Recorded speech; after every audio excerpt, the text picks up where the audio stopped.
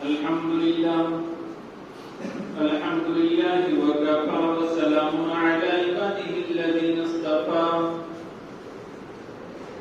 خصوصا على أفضلهم وخاتم النبيين محمد الأمين وعلى آله وصحبه أجمعين.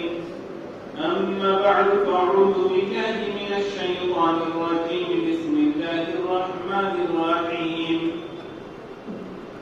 حامين والكتاب المبين إنا أنزلناه في ليلة مباركة إنا كنا منذرين. صدق الله مولانا العلي العظيم.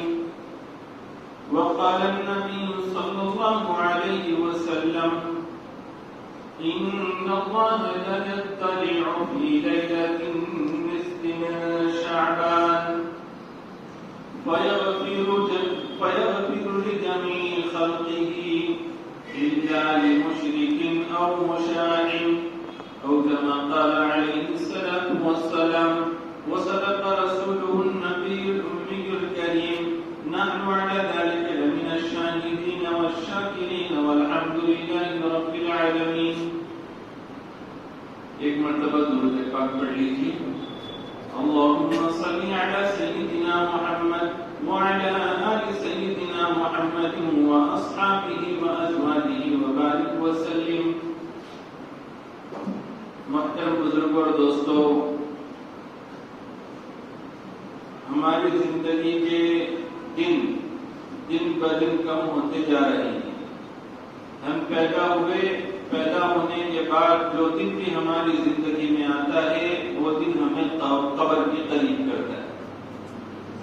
انسان مختصر سی زندگی لے کر آتا ہے اور اس مختصر سی زندگی میں اسے اپنی جنت کو بنانا ہوتا ہے. مختصر سی زندگی میں وہ اللہ تعالیٰ کو خوش کر کے، اللہ کو راضی کر کے دنیا سے جانا ہوتا ہے. یہ چھوٹی سی زندگی اگر اس کی گناہوں میں گزرے، اللہ کی نافرمانی میں گزرے، غفلت کے ساتھ گزرے، تو پھر انسان دنیا سے خالی ہاتھ جاتا ہے. پھر قبر کی زندگی، حشر کی زندگی اس کے لیے افسوس کی، ندامت کی، شرمندگی والی زندگی، ہمیشہ کی زندگی کی بربادی کے سامان. جیسے ایک بادشاہ اگر 3 وزیروں سے کہیں کہ صاحب تم تینوں کی تینوں ایک بوری بھر کے اس باغیچے میں سے پھل فروٹ لے آؤ. اب یہ تینوں وزیر پہنچے. اس میں سے ایک وزیر تھوڑا سا فکرمند تھا تو اس وزیر نے اپنا تھیلا لیا. تھیلے میں اچھے پھل چنے کہ بادشاہ نے منگوائے ہیں. تو بادشاہ خوش ہو اس کو دیکھ کر، تو اس نے بہت اہتمام سے مشقت اٹھا کر بھاگ دوڑ کر کے پورے باغ کے چکر لگا کر وہ پھل چن کے لے آئے اور وہ بوریے میں بھر دی. ایک دوسرا تھوڑا سا سست غفلت میں ڈوبا ہوا، اس نے سوچا کہ بادشاہ کو کہاں کھانا ہے، میں تو جتنے مجھ کو آسانی سے مل جائے وہ پھل بھر لیتا ہوں. اب اس نے کبھی کچھ اچھے پھل بھر لیے، کچھ خراب پھل بھر لیے. اس میں بھی دیکھا نہیں کہ بادشاہ کو کون سے پسند آئیں گے، ناپسند آئیں گے، جیسے جو مل گیا اس میں بھر لیا. تیسرا تھا وہ ان سے زیادہ سست اور ان سے زیادہ غافل، ان سے زیادہ لاپرواہ. اس نے سوچا کہ کہاں باغ کے چکر لگائے اور بادشاہ کون سا تھوڑی اس کو کھول کے دیکھنے والا ہے. اس نے وہیں سے گھاس پھوس لی اور بوریے میں بھر دیا اور کچھ وزنی چیزیں پتھر وغیرہ بھی ڈال دی. اب یہ تینوں کے تینوں وزیر متعینہ وقت پر جب بادشاہ نے بلایا تھا اپنے اپنے بوریے لے کے بادشاہ کی خدمت میں پہنچے. بادشاہ نے فیصلہ صادر کیا کہ مجھے ان بوریوں کو دیکھنا نہیں، ان تینوں کو 1 مہینے قید میں رکھنا ہے اور ان کے بوریوں کے ساتھ رکھنا ہے اور ان کا کھانا پینا بند. اب ان تینوں وزیروں کو قید خانے میں رکھ دیا گیا. ان کے بوریوں ان کے ساتھ تینوں کو الگ الگ بیرک میں رکھ دیا گیا. 1 مہینے تک کا وقت گزرا. اب جب پہلے والے وزیر کا دروازہ کھولا گیا قید خانے کا تو وہ زندہ تھا. اور صحت مند بھی تھا، کیونکہ اس میں اچھے اچھے پھل بھرے تھے بوریے میں. بادشاہ نے تو اس کو دیکھا بھی نہیں. اس نے اس بوریے سے اپنے گزر اوقات کا انتظام کیا، کیونکہ وہاں کھانے کا نظم نہیں تھا. ایسے تیسے اس کا مہینہ ان اچھے اچھے کھانوں میں گزر گیا. دوسرا بیرک کھولا گیا تو اس میں بہت بری حالت تھی. دوسرے وزیر کی بیمار پڑ گیا تھا. شروع میں اس نے اپنے اچھے پھل کھائے، اس کے بعد خراب پھلوں کی باری آئی. کھاتا کیا نہ کرتا، کھایا اور بیمار پڑ گیا. جب تیسرا بیرک کھولا گیا تو اس میں سے تو لاش ہی نکلی، کیونکہ کھانے پینے کی تو کوئی چیز اس میں بھرا ہی نہیں تھا. اب وہ پتھر تو نہیں کھا سکتا تھا، گھاس تو نہیں کھا سکتا تھا، بھوک کے مارے اس کی موت ہو گئی.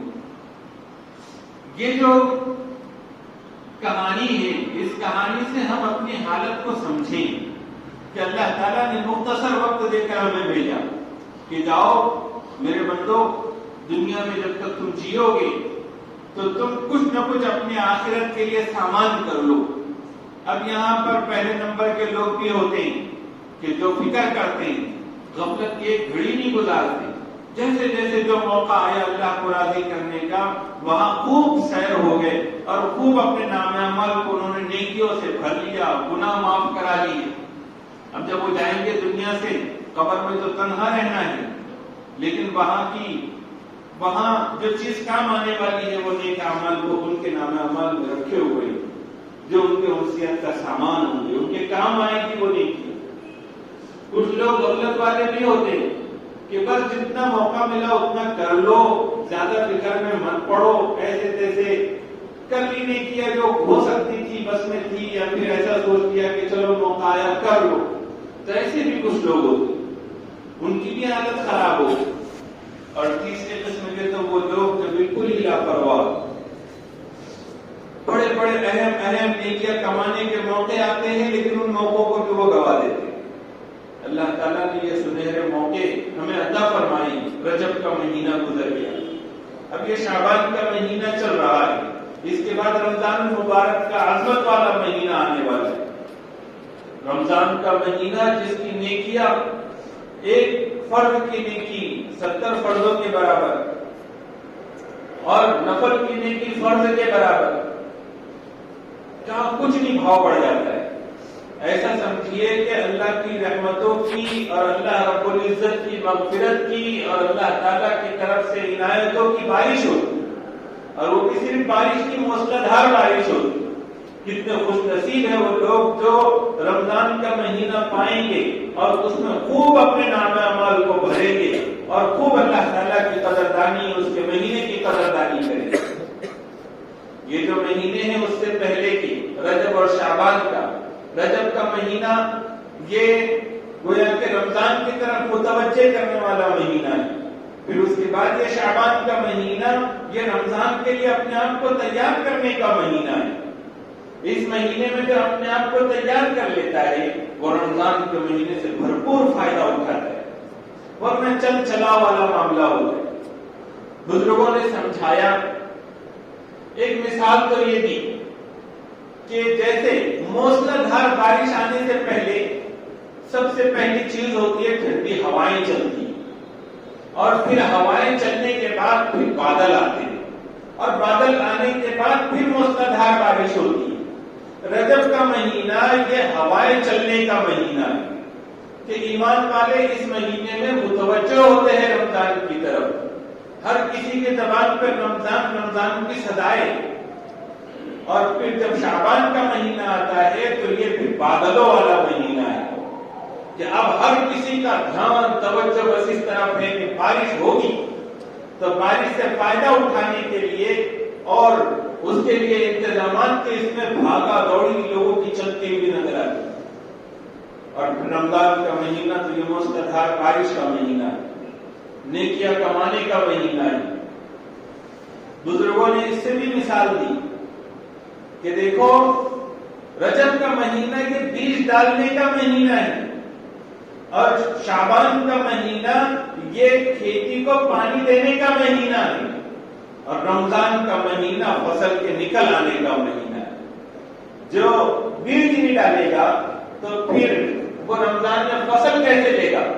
اور شعبان میں اگر بارش کی پانی نہیں پہنچائے گا تو پھر فصل کیسے نکلے گی؟ یہ مہینہ غفلت میں گزارنے کا مہینہ نہیں ہے، اس مہینے کو خوب اہتمام کے ساتھ رمضان کی تیاری میں لگانے کا ہے۔ ہمارے لیے 3 دن ہیں، ایک ہم سے پہلے گزرا ہوا دن جس کو ہم پاسٹ کہتے ہیں، ایک رننگ دن جس کو پریزنٹ کہتے ہیں، اور ایک آنے والا دن جس کو فیوچر ڈے کہتے ہیں۔ تو 3 دن ہیں جس میں آج ہم نے یہ ایک دن ہے پریزنٹ جو پہلے گزر گیا، وہ پاسٹ تھا، پہلے جو دن گزر گئے اگر نیکیوں کے ساتھ گزرے، رمضان کے مہینے کی آمد کی فکر کے ساتھ گزرے اور کچھ خیر کے کام ہم کر چکے ہیں تو الحمدللہ، اور اگر یہ نہیں کر پائیں، گناہوں میں وقت گزرے ہیں، اوقات گزرے ہیں، تو پھر استغفار کا موقع بھی ہے، اس کے اوپر استغفار کیا جائے۔ جو پریزنٹ ہے وہ ہمارے ہاتھ میں، ابھی ہمارے سانسیں چل رہی ہیں، ہم اپنی آنکھوں سے دیکھ رہے ہیں، کان سے سن رہے ہیں، اور ہماری زبان بھی اللہ نے سلامت رکھی ہے، ہماری ناک کی سنوائی بھی سلامت ہے، ہمارے اندر قوت ہے، طاقت ہے، ہمت ہے، اور آج کا یہ دن ہے۔ اور پھر اس کے بعد کل کا دن ہے، وہ کل کا دن ہمیں معلوم نہیں ہمیں نصیب بھی ہوگا کہ نہیں ہوگا، کل آنے والا ہے یا نہیں آنے والا ہے یہ کوئی نہیں بتا سکتا۔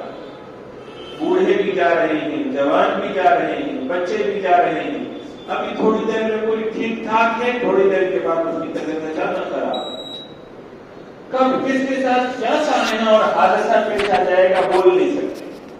تو جو کل کا دن ہے کل پہ مت ڈالو کہ صاحب کل آئے گا تو رمضان آئے گا تو جب پوری بھرپائی کر دیں گے، جو شعبان کی نیکیاں چھوٹ گئی اس کی بھی اور جو رجب کی چھوٹ گئی اس کی بھی، نہ کس نے دیکھا کہ ہمیں رمضان نصیب بھی ہوگا کہ نہیں ہوگا؟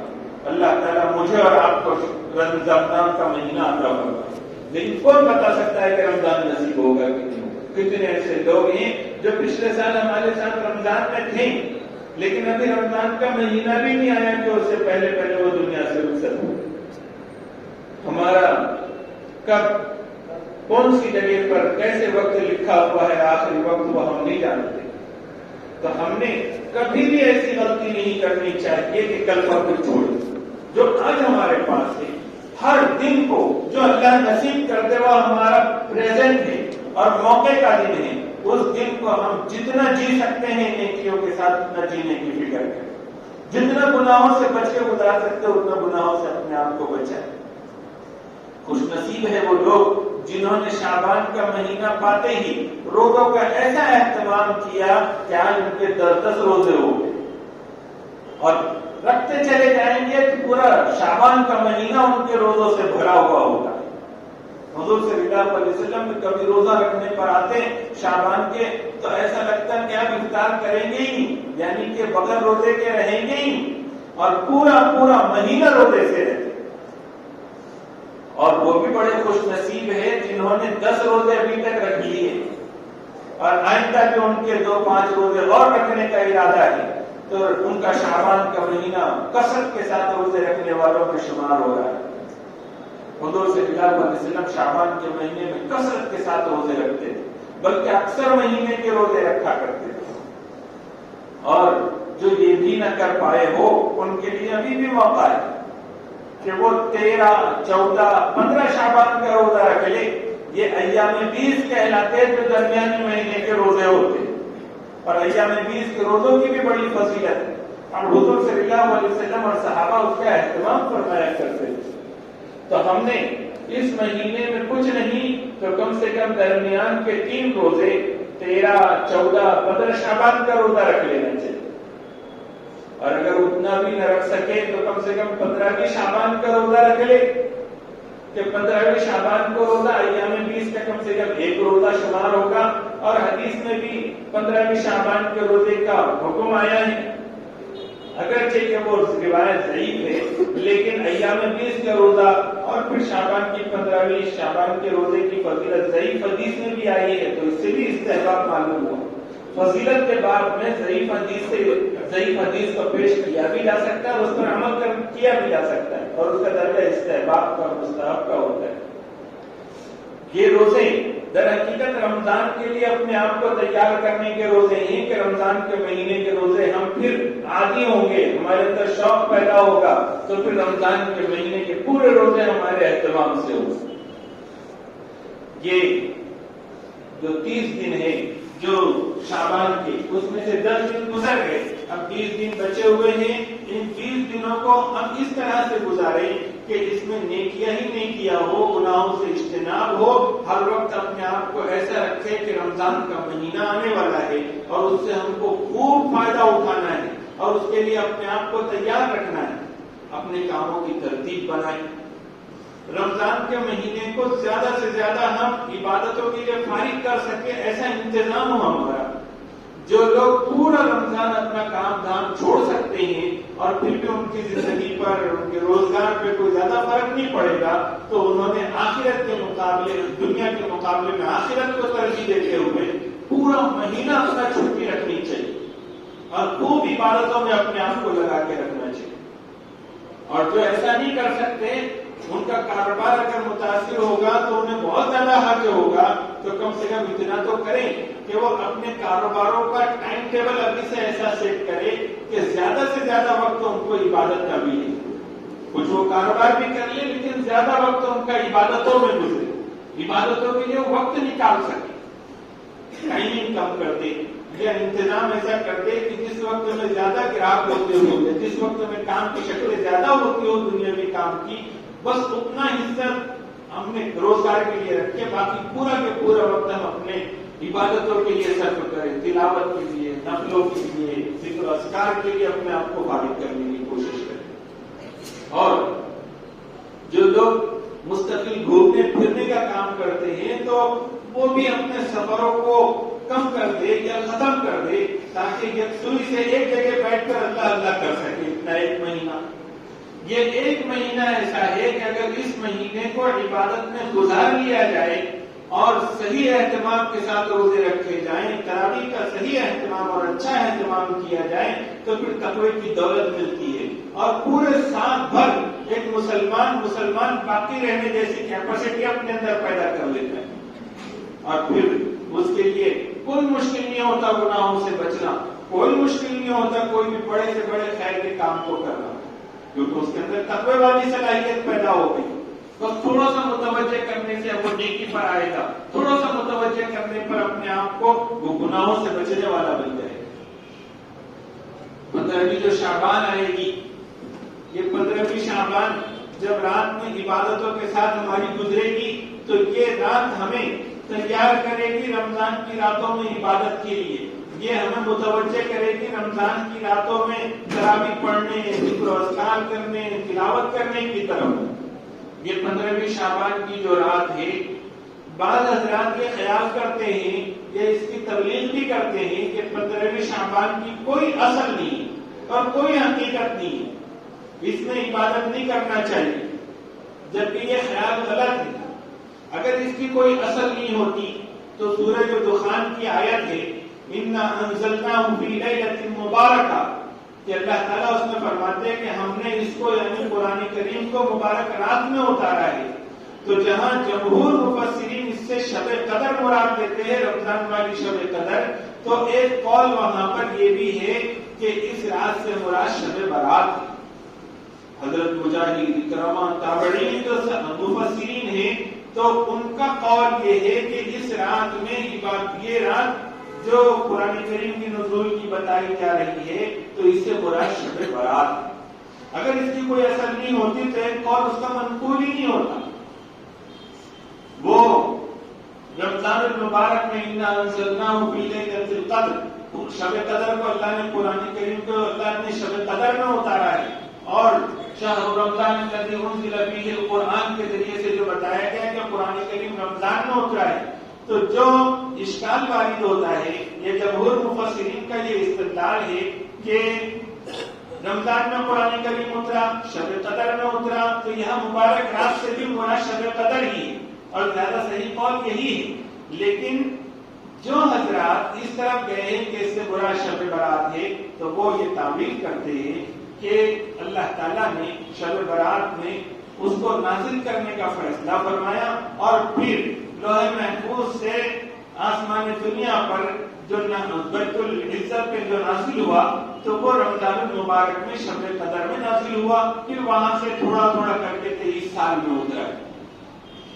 اگر شب برات کی کوئی اصل ہی نہ ہوتی تو اس قدر احادیث اس میں وارد ہی نہ ہوتی۔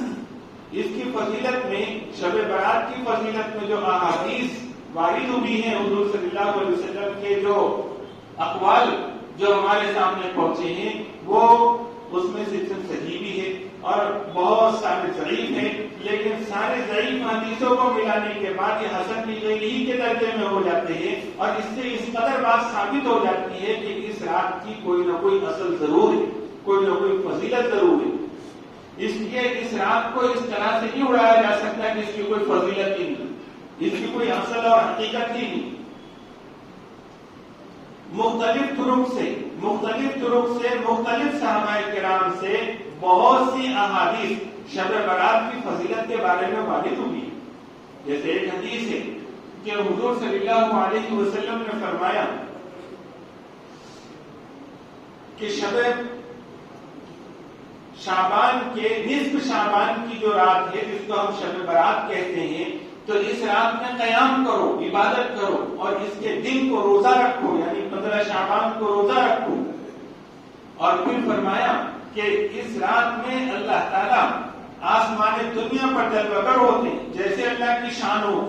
غروب آفتاب کے وقت ہی اللہ تعالیٰ آسمان دنیا پر جلوگر ہوتے ہیں اور اعلان کرتے ہیں کہ ہے کوئی مغفرت چاہنے والا کہ اس کی مغفرت کر دی جائے، ہے کوئی رزق کا طالب کہ اس کو رزق دیا جائے، اور ہے کوئی مصیبت کا مارا کہ اس کی مصیبت دور کر دی جائے۔ اور یہ اعلان رات بھر ہوتے رہتے ہیں کہ ہے کوئی ایسا، ہے کوئی ایسا، اور جب سورج طلوع ہونے والا ہوتا ہے، صبح صادق ہوتی ہے، اس وقت تک یہ اعلانات ہوتے رہتے ہیں۔ حضرت عائشہ رضی اللہ عنہا فرماتی ہیں کہ ایک رات میں نے حضور صلی اللہ علیہ وسلم کو بستر پر نہیں پایا، تو میں حضور کی تلاش میں اٹھی اور چلنے لگی تو کیا دیکھتی ہوں کہ بقی یعنی مدینہ منورہ کا جو قبرستان ہے، اس قبرستان میں حضور صلی اللہ علیہ وسلم جلوہ افروز ہے۔ وہ جیسے ہی وہاں پر پہنچی تو حضور صلی اللہ علیہ وسلم نے اپنی عائشہ سے فرمایا کہ عائشہ، کیا تمہیں ایسا لگتا ہے کہ اللہ اور اس کا رسول تم سے بے انصافی کرے گا؟ تو انہوں نے عرض کی اللہ کے رسول، مجھے ایسا خیال ہوا کہ کہیں آپ دوسری کسی زوجہ محترمہ کے پاس تو نہیں چلے گئے۔ حضور صلی اللہ علیہ وسلم نے فرمایا کہ آج 15 شعبان کی رات ہے، اور اس رات اللہ تعالیٰ اتنے انسانوں کی مغفرت کرتے ہیں جتنے کہ قبیلہ بنو کلب کی بکریوں کے اوپر بال ہے۔ عرب میں ایک قبیلہ تھا بنو کلب۔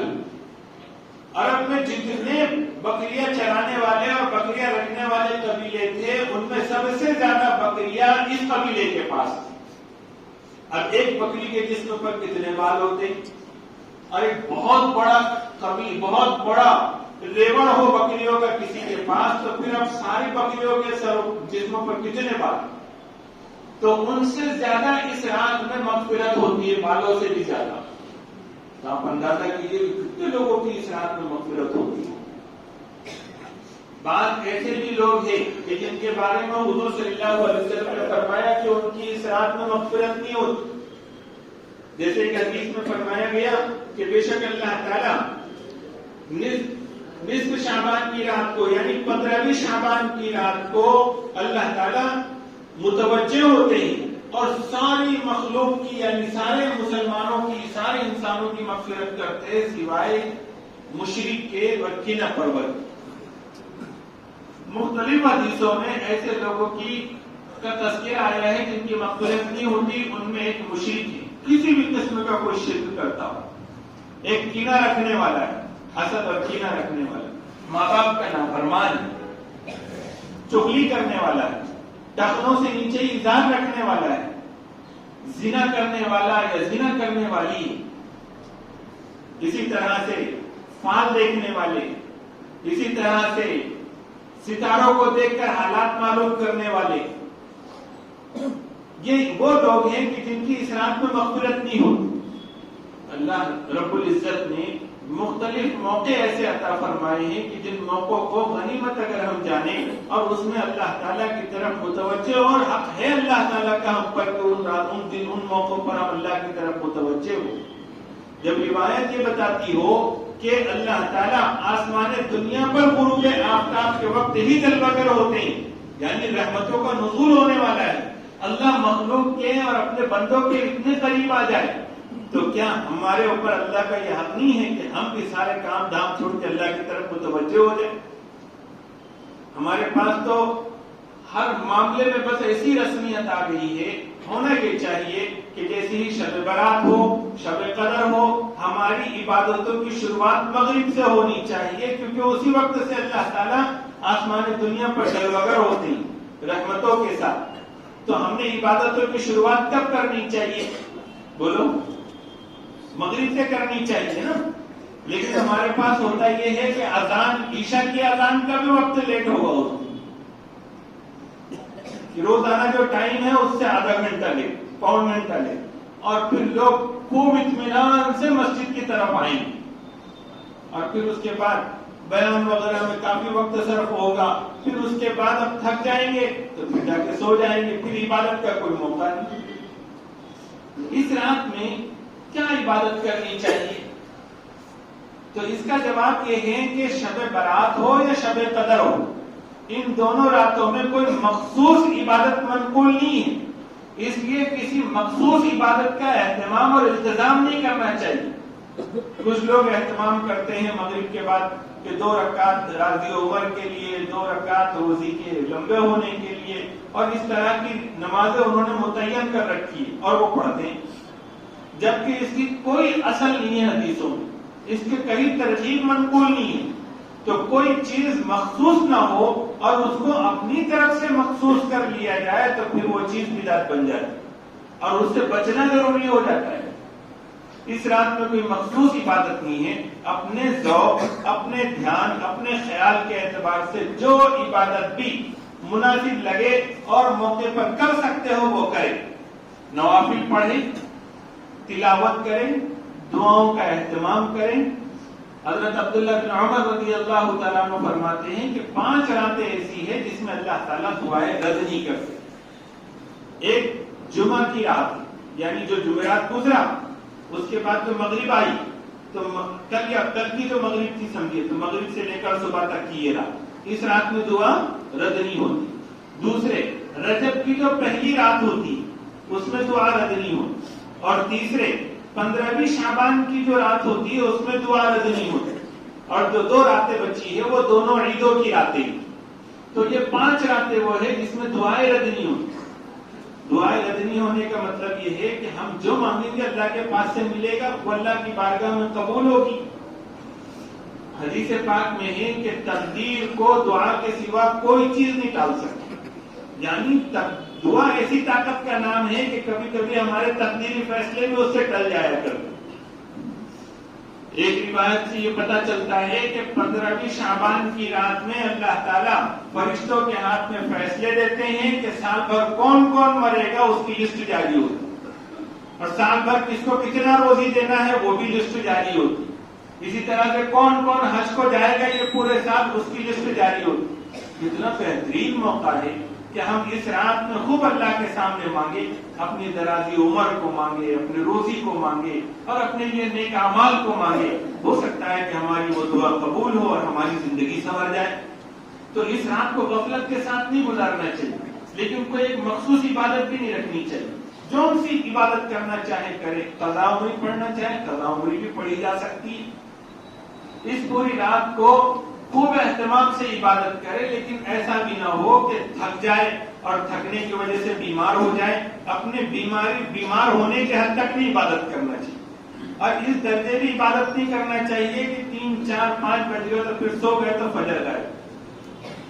عشاء بھی جماعت کے ساتھ ہو، فجر کی جماعت کے ساتھ ہو، اور جتنی بشاشت کے ساتھ اور فکر مندی کے ساتھ جاگا جا سکتا ہو اتنی عبادت کرے، اور انفرادی عبادت کرے، اجتماعی عبادتوں سے بچے۔ مسجد یہ فرائض کے لیے ہے، نوافل کے لیے نہیں. لیکن گھر میں اگر عبادت کرنا مشکل جاتا ہو تو مسجد میں کرے، لیکن کسی سے باتیں نہ کرے، بس ایک کونا پکڑ لے، سب سے الگ تھلگ انفرادی اپنی عبادتیں کرتے رہے. اور گھر میں اگر عبادت کا ماحول اگر بنائے تو کیا ہی اچھا. خود بھی عبادت میں رہیں گے، آپ کو بچے دیکھیں گے تو وہ بھی عبادت کریں گے، بیوی دیکھے گی تو وہ بھی عبادت کرے گی. سب کو اپنا اپنا عبادت کے لیے مصلی بچھا دیجیے، رات بھر عبادت میں گزاریے. گھر میں عبادت کا ماحول اس کے ذریعے سے تیار ہو اور عبادت کا ثواب الگ. گھروں میں عبادت کرنے کا مزاج بنائیں. اس رات میں بہت لوگ ناقدری کرتے ہیں اس رات کی کہ صاحب جاگنے کی رات ہے، پھر چوراہوں پر بیٹھے، ادھر ادھر گھوما، اس سے باتیں کرتے بیٹھے، ادھر ادھر کی ایران قرآن کی ہانکتے بیٹھے. اس سے ثواب تو کیا ملے گا، الٹا وبال ملے گا. کیونکہ جب بات چیت کریں گے تو غیبت ہوگی، چغلی ہوگی. اور جب یہ مبارک موقع ہوتے ہیں نا تو اس وقت میں جو چغلی اور غیبت ہوتی ہے تو وہ اچھے لوگوں کی ہوتی ہے. عام دنوں میں جب کاروباری دھندوں میں رہتے ہیں تو اس وقت میں اگر زبان کھلتی ہے کسی کی برائی میں تو پڑوسی کی کھلے گی، دکاندار کی، دوسرے دھندے والے. لیکن رمضان میں جاگنے کی راتوں میں اور عبادت کے موقع پر اب کاروبار والی جگہوں سے تو دماغ فارغ ہو گیا. اب دماغ کہاں لگا، مسجد کی طرف لگا، دین کے کام کرنے والوں کی طرف لگا، اب نیک لوگوں کی طرف دماغ لگا. نمازی نظر آ رہے، اب ان کی غیبت شروع. تو یہ شیطان کا ایک طریقہ ہے کہ جاگنے کی راتوں میں، عبادت کی راتوں میں یا عبادت کے دنوں میں بھی جب کوئی بندہ آئے تو اس کو نیکیاں تو کیا ملے، الٹا اس کے اوپر گناہوں کا وبال چڑھ کر جائے. عام دنوں میں جو گناہ نہیں ہوتا وہ گناہ ان راتوں میں ہو، وہ گناہ ان دنوں میں ہو، اس کی وہ کوشش کرتا ہے. اللہ تعالی ہم سب کی حفاظت فرمائے. اس رات میں